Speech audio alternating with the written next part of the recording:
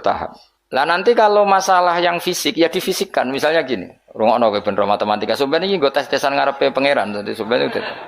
Misalnya HP ini kan, kita warai matematika. Mustafa jelas ra iso matematika. Roe tasawuf ya dene. Wong seneng tasawuf iku gak seneng mikir mesti gitu. Tapi akhir-akhir iki iso, mergo iso ge grup. Ngaku WA ora duwe iki, kula niku wis milih donya ora pati roh. Dhisik tak sangka dekne kancaku akhirat, jebule roh donya, kecewa aku asline. Nah wis ben aku wis.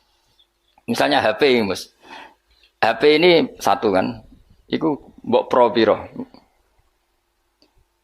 Kalau orang Arab itu cara berpikir gini, di bab ghanimah itu di pro 5. Berarti HP ini dibayangkan dibagi 5. Nah yang satu bagian ini miliknya Allah dan Rasul. Ketika ini dibagi 5, satu bagian namanya apa? Seperlima. Wa alamu annama ghanimtum min syai'in fa anna lillahi khumusahu. Ya sudah, Nabi dibagi 1/5. Setelah 1/5 ini hilang diambil Nabi dan Rasul, ya Allah dan Nabi dan Rasul itu, yang sisanya kan 4. Jenenge arba'atul akhmas, 4 dari pro 5. Nah yang 4 dari pro 5 itu dibagi para yang ikut perang. Wa alamu annama ghanimtum min syai'in fa anna lillahi khumusahu wa lirrasul wa lidil qurba wal yatama wal masakin wa ibnis. Tapi kalau di bab zakat sesuatu itu dianggap 8, ya sudah HP ini langsung dibagi 8. Berarti pembagian persatunya sumun dianggap 1/8. Nanti di bab apa lagi dianggap 6, ya sudah ini dibagi 6. Jadi orang Arab itu cara berpikir lebih gampang. Karena membayangkan sesuatu itu difisikkan. Apa? Cara wong Jawa itu ngene, kowe duwe telo sak karung. Anak 5, ya di pro 5, nah anak 6 ya di pro 6. Dadi ana wong kok ora iso matematika yo goblok banget asli. Perkarane iku dong. Wis iso matematika, Mas. Ya latih iku sampeyan takon ngetes matematika ning pangeran sampeyan pusing. Jadi ngomong tasawuf sing ora tau mikir iku sing tasawuf sing ora gelem mikir, nek mikir ya apik. Kula yo ngoten. Kula niku iso matematika termasuk baru kayak diulang Mbah Mun. Mbah Mun itu dulu yang ngajar tauhid saya itu Mbah Mun. Namanya kitab Al-Husnul Hamidiyah. Iku sing arange wong modern, jenenge sinten napa Afandi sinten napa Abdul Hamid, pokoke wong modern. Iku ning kitab tauhid itu digambar. Hadhihi nuqtatul wujud, terus ana titik sitok. Terus ning kono ana titik pirang-pirang, tetep nisbatu kullin nuqat, semua titik ini nisbatnya tetep ilal asli, iku titik 1. Jadi wong ben gambarno, kenapa alam ini kita aslikan dari sesuatu yang satu, yang tentu itu kita namain Allah, karena mbok kayak apa gambar itu jelimetnya tetap dimulai dari satu titik. Mbok angka sebanyak apapun ya dimulai dari satu. Nah, ini pentingnya. Jadi semua ilmu itu mengarah tauhid. Nah, kenapa kita butuh satu? Karena nggak mungkin alam yang wujud ini dimulai dari nol. Berarti nak dimulai dari nol, sesuatu yang nggak ada menciptakan yang iku gendeng bareng, jelas gendeng iku sarap iku. Gak kena diobatno iku. Dong ya.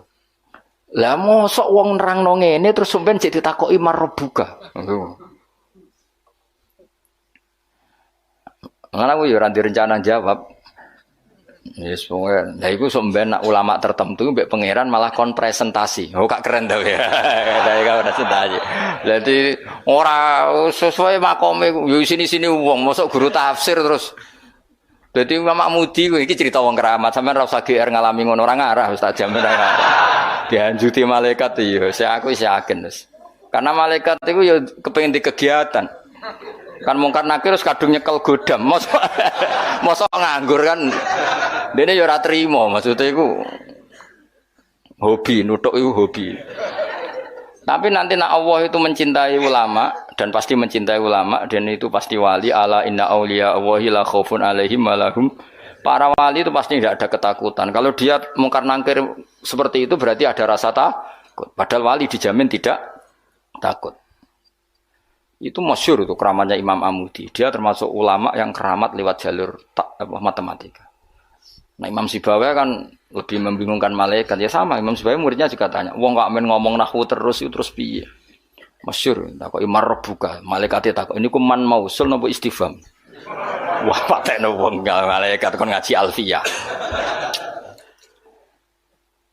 Terus ditakoki, "Marbuka Allah iku zat sing paling a'raful ma'arif. Jadi zat yang harus diketahui itu Allah. Kok nganti ditakokno iku piye? Cerita wali wae lucu lho. Narobi adawiyah malah parah meneh. Marabbuka. Ya Allah, ini habamu siapa lagi? Zat yang paling saya kenal, yang semua orang harusnya kenal. Malah ini masih tanya siapa. Malah parah meneh.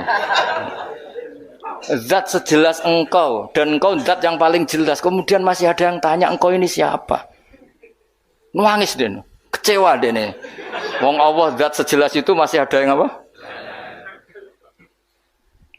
Ya lucu tuh. Misalnya ini contoh gampang-gampang. Sing ngaji tafsir Jalalain ini kan mesti ngerah aku kabeh takok. Gus Bah iku sapa? Kan yo lucu. Lah saiki Allah ku zat paling penting ning donya lan ning akhirat. Mergo pemilik alam semesta. Terus ana sing takok Allah iku sapa? Aneh gak? Dong ya maksudnya logikane. Nangis Rob. Ya Allah, zat sejelas engkau kemudian masih ada yang tanya. Iku cerita wali maksudnya kan arah wali ora pati paham. Jadi ya nak apa meneh nak sing ngritu, wah cerita itu enggak benar. Kuwi ora dadi wali sik lagi protes. Engko methuki aku. Cukup protes sik. Enggak mungkin. Alam iki wae pangeran rawekmu. Kok kowe darani ra mungkin berarti ngilani kekuasaane bocah kok ora dong. Dong paham ya? Kowe milih dadi wali apa dadi wong biasa ngadepi pertanyaan marbuka ya? Apa milih latihan wae momok 5 wae marbuka?